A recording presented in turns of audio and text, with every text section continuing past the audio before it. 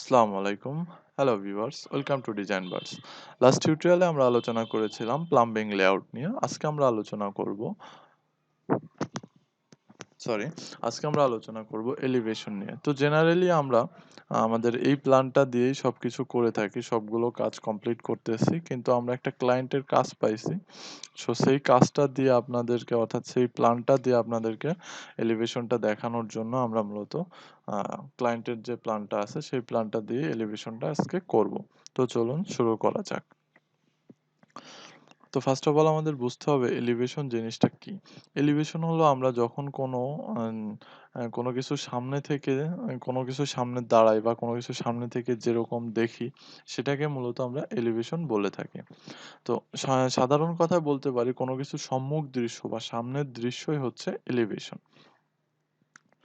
তো এলিভেশন আঁকতে হলে প্রথমত আমাদের যে কাজগুলো করতে হবে সেই কাজগুলো হলো আমাদের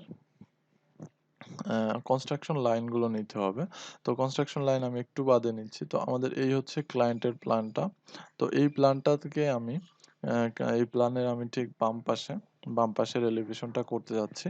তো সেই ক্ষেত্রে আমাদের যে কাজটা করতে হবে সেটা হলো এই প্ল্যানটাকে আমাদেরকে একটু রোটেট করে নিতে হবে। তো আমি এটা সিলেক্ট করে আরও এন্টার দিব। আরও এন্টার দিয়ে এটাকে আমি রোটেট করে নেব। তার আগে আমি ইউসিএস আইকনটা একটু সোজা করে নিই, কারণ ইউসিএস আইকনটা অনেক ঝামেলা করে মাঝে মাঝে।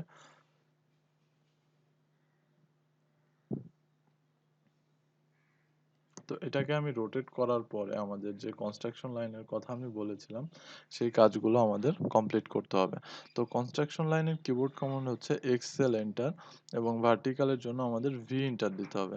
আমাদের প্রত্যেকটা কর্নার পয়েন্টগুলো আমাদের মূলত কনস্ট্রাকশন লাইন দিয়ে কনস্ট্রাকশন লাইনগুলো মূলত প্রত্যেক কর্নার পয়েন্টেই আমাকে দিতে হবে।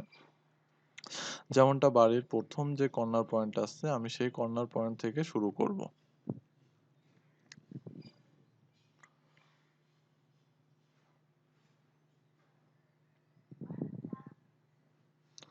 আচ্ছা, প্রথম কর্নার পয়েন্টে আমি ক্লিক দেওয়ার পরে আমাদের একটা কনস্ট্রাকশন লাইন হয়ে যাবে। নেক্সটে আমাদের যে কাজটা হচ্ছে আমাদের প্রত্যেকটা কর্নার পয়েন্ট, অর্থাৎ আমাদের এখানে ভেন্টিলেশন আছে, ভেন্টিলেশনের কর্নার পয়েন্ট দিতে হবে। এখানে আমি কলামের কর্নার পয়েন্ট দিচ্ছি না, তার কারণ হচ্ছে কি কলামটা আমাদের দেওয়ালের ফিনিশিং এর সাথে মিশে আছে। দ্যাটস ওয়াই আমি কলামের কোনো কর্নার পয়েন্ট নিচ্ছি না, শুধুমাত্র জানালাগুলো নিচ্ছি। তার কারণ হচ্ছে জানালা প্রত্যেকটাতে কর্নার পয়েন্ট পাওয়া যায়। আচ্ছা, প্রত্যেকটা কর্নার পয়েন্ট দেওয়ার পরে আমাদের এই পাশে আরেকটা দেওয়াল আছে। এই দেওয়ালের যে জানালাগুলো আছে সেই জানালাগুলোতে আমি কর্নার পয়েন্টগুলো দিয়ে দিব। আচ্ছা, তারপরে আমাদের ভার্টিক্যাল যে কনস্ট্রাকশন লাইনগুলো টানা প্রয়োজন ছিল সেগুলো কমপ্লিট। আচ্ছা, নেক্সটে আমাদের যে কাজটা করতে হবে আমাদের হরাইজন্টাল যে কনস্ট্রাকশন লাইন বা রেফারেন্স লাইন আছে সেই লাইনগুলো আমাদের টানতে হবে। তো একটা জিনিস খেয়াল রাখতে হবে, এগুলো আমরা কোন নির্দিষ্ট লেয়ারেও করতে পারি, আবার নাও করতে পারি। তবে একটা জিনিস, আমাদের ভার্টিক্যাল এবং হরাইজন্টাল দুইটা কনস্ট্রাকশন লাইন যেন দুইটা কালারের হয়। এটার যেহেতু নির্দিষ্ট সবসময় থাকবে না, দ্যাটস ওয়াই এর কোনো আম আমাদের লেয়ার করার প্রয়োজন নাই। কিন্তু আমাদের এটা অবশ্যই ২ টা আলাদা কালারে করতে হবে। তাহলে আমাদের নেক্সট স্টেপগুলা অনেক ইজি হয়ে যাবে। তো আমি এখানে একটা স্ট্রেইট লাইন নিয়ে নিচ্ছি। স্ট্রেইট লাইন নিয়ে নেওয়ার পরে এটাকে আমি অফসেট করব। তার আগে একটু উপরে উঠায় নিলাম। তো এটাকে অফসেট করতে হলে ফার্স্ট অফ অল যে কাজটা করতে হবে, আমাকে গ্রাউন্ড লেভেল, অর্থাৎ গ্রাউন্ড লেভেল পর্যন্ত উঠতে হবে। অর্থাৎ মাটির নিচ থেকে গ্রাউন্ড লেভেল পর্যন্ত আমি 460 মিলিমিটার দিব। আরেকটা বিষয়, যেহেতু আমাদের এই কাজটা মিলিমিটারে বা ফরেন ক্লায়েন্টের যে কাজটা আমরা করতেছি এটা সম্পূর্ণ মিলিমিটার মেজারমেন্টে কাজটা করতে হচ্ছে। তো মিলিমিটারে আমি একটা হিসাব বলে দিচ্ছি, যেমন 300 মিলিমিটারে 1 ফিট, আর 1 ইঞ্চিতে 25 মিলিমিটার। আমরা অনেকেই জানি, তারপরেও যারা জানেন না তাদের উদ্দেশ্যে আমি মূলত বলে দিলাম। আচ্ছা, নেক্সটে আমাদের যে অফসেটটা করতে হবে জানালার নিচ লেভেল পর্যন্ত, সেই লেভেল পর্যন্ত আমাদের অফসেট করতে হবে 1000 মিলিমিটার। আচ্ছা, 1000 মিলিমিটার যখন আমরা অফসেট কমপ্লিট করব,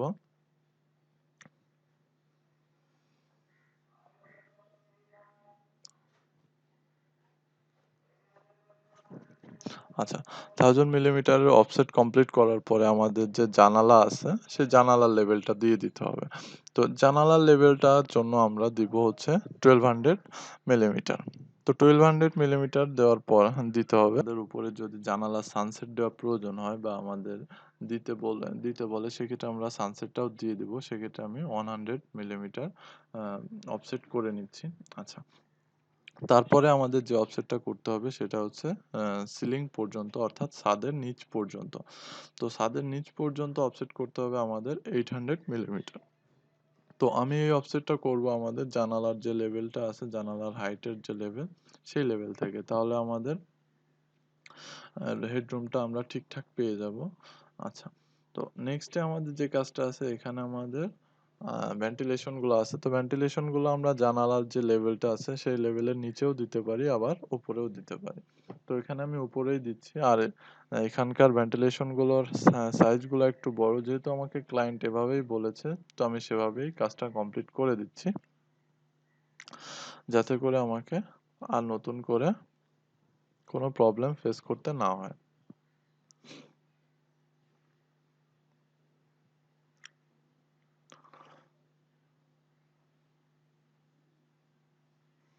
আর এপাশে আমাদের যে কাজটা করতে হবে সেটা হলো আমাদের যে কার্নিশটা আছে সেই কার্নিশটা দিয়ে দিচ্ছি আমি এখানে কার্নিশ দিয়েছি 300 মিলিমিটার অর্থাৎ 1 ফিট। আচ্ছা, সবগুলো কনস্ট্রাকশন লাইন কমপ্লিট হওয়ার পরে আমাদের যে কাজগুলো করতে হবে সেটা হচ্ছে এলিভেশনের জন্য আমাদের একটা লেয়ার নিতে হবে। অবশ্যই আমাদের এটা একটা নির্দিষ্ট লেয়ারেই করতে হবে যাতে করে আমাদের ফার্দার কাজগুলো অনেক ইজি হয়ে যায়। তো এলিভেশনটা নেওয়ার জন্য আমাকে এলিভেশনের লেয়ারটা নেওয়ার জন্য আমাদের লেয়ার টুলবারটা ওপেন করতে হয়েছে। তো লেয়ার টুলবারে আমি লেয়ার নামে একটা নতুন এলিভেশন নামে নতুন একটা লেয়ার নিয়ে নিচ্ছি।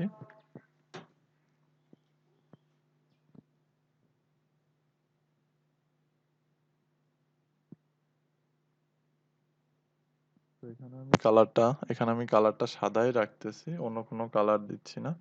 আচ্ছা, এলিভেশনের যে লেয়ার আছে সেই লেয়ারটা নেওয়ার পরে আমার যে রেক্ট্যাঙ্গেলের যে প্রসেসটা সেটা আমি নিয়ে নিব। তো ফার্স্ট অফ অল রেক্ট্যাঙ্গেল আমাদের কিভাবে হবে সেটা হচ্ছে কথা। তো আমাদের যে জিনিসগুলা প্রত্যেকটা একটা লেভেলে থাকবে সেইগুলা অবশ্যই আমরা একটা রেক্ট্যাঙ্গেলে নিব। যেমনটা আমাদের এই লাইন থেকে এই লাইন পর্যন্ত যে আগে আমাদেরকে এলিভেশনের যে লেয়ারটা আছে অবশ্যই সিলেক্ট করে নিতে হবে। এলিভেশনের লেয়ারটা সিলেক্ট করে নিলে আমাদের